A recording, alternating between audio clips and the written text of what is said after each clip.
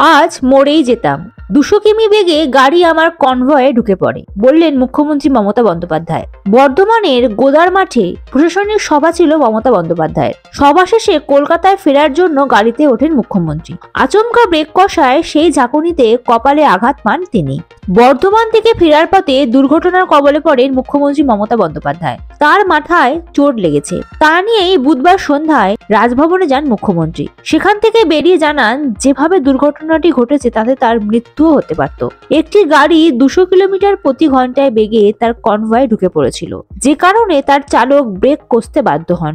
এখনো মাথা টনটন করছে বলে জানান মুখ্যমন্ত্রী। রাজভবন থেকে বেরিয়ে মমতা বন্দ্যোপাধ্যায় জানান, রাজ্যপালের সঙ্গে তার সদর্থক বৈঠক হয়েছে। তারপরেই তাকে দুর্ঘটনা সংক্রান্ত প্রশ্ন করা হয়। মমতা বন্দ্যোপাধ্যায়ের মাথায় ছোট ব্যান্ডেজ বাঁধা ছিল। তিনি বলেন, একটি গাড়ি আমার গাড়ির সামনে আচমকা চলে আসে। 200 কিলোমিটার বেগে ওই গাড়িটা যাচ্ছিল, আমার গাড়ির গড়ি দিয়ে বেরোচ্ছিল।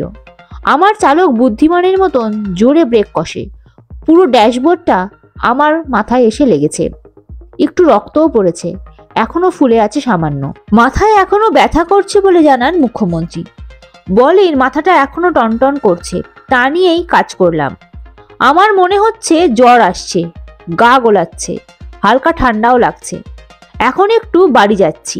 পরিস্থিতির বর্ণনা দিতে গিয়ে মুখ্যমন্ত্রী আরো বলেন, আমার গাড়ির কাঁচ খোলা ছিল। যদি কাঁচ বন্ধ থাকতো আমার মৃত্যু হতে পারত। কাঁচ ভেঙে ড্যাশবোর্ড সহ আমার সারা গায়ে ঢুকে যেত। মানুষের আশীর্বাদে বেঁচে গিয়েছি। আমি ওষুধ খেয়েছি, আপাতত হাসপাতালে যাচ্ছি না। কোন গাড়ি মুখ্যমন্ত্রীর কনভয়ে ঢুকে পড়ে সে প্রসঙ্গে মুখ্যমন্ত্রী কোনো মন্তব্য করতে চাননি।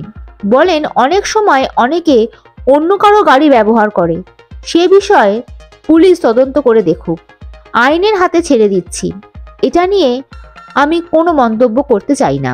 পূর্ব বর্ধমানের পুলিশ সুপার আমনদীপ বলেন, কোন গাড়ি মুখ্যমন্ত্রীর কনভয়ে ঢুকে পড়েছে আমরা তদন্ত করে দেখছি। প্রসঙ্গত, বুধবার বর্ধমানের গোদার মাঠে প্রশাসনিক সভা ছিল মমতা বন্দ্যোপাধ্যায়। সভা শেষে কলকাতায় ফেরার জন্য গাড়িতে ওঠেন মুখ্যমন্ত্রী। সভাস্থল থেকে চড়াই পথে জিটি রোডে ওঠার মুখে আচমকাই ব্রেক কষেন গাড়ির চালক। সেই ঝাঁকুনিতেই কপালে আঘাত পান মুখ্যমন্ত্রী।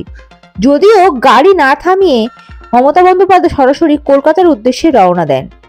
এক প্রত্যক্ষদর্শীর দাবি, আঘাত পাওয়ার পরেই কপালে রুমাল বেঁধে নেন মুখ্যমন্ত্রী। বর্ধমান থেকে হেলিকপ্টারে কলকাতায় ফেরার কথা ছিল মুখ্যমন্ত্রী, গিয়েছিলেন হেলিকপ্টারেই। কিন্তু সভা চলাকালীন আবহাওয়া খারাপ হতে শুরু করে। কুয়াশার পাশাপাশি চলছিল বৃষ্টিও। সেই কারণেই মুখ্যমন্ত্রী সড়ক পথে কলকাতা ফেরার সিদ্ধান্ত নেন। কলকাতায় ফিরেই তার কনভয় সোজা গিয়েছিল রাজভবনে। সেখান থেকে বেরিয়ে বাড়ি গিয়েছেন মুখ্যমন্ত্রী। Bureau report, ND Bangla news. সবার আগে সব খবর, সঠিক খবর পেতে ফেসবুক পেজটি ফলো করে এবং ইউটিউব চ্যানেলটি সাবস্ক্রাইব করে রাখুন। আর শেয়ার করতে ভুলবেন না।